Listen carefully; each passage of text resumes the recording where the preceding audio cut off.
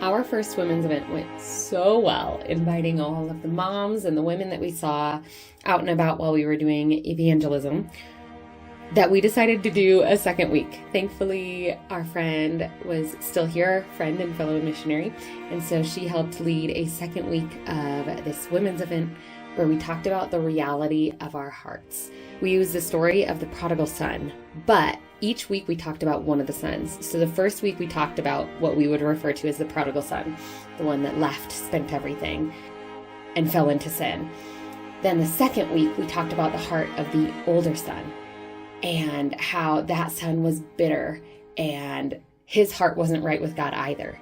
And so it was an interesting contrast to the first week talking about the obvious one, the one that we typically contribute the story to, but the second week talking about, I guess, the more subtle sins of the second son. And so it was a really cool study to do all together as women.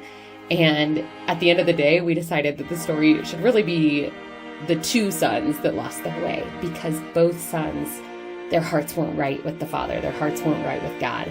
And it was for different reasons, but both sons had work to do in their hearts. And so that was kind of the takeaway from that study. We all have something that we need to work on in our hearts, something that we need to get right with God.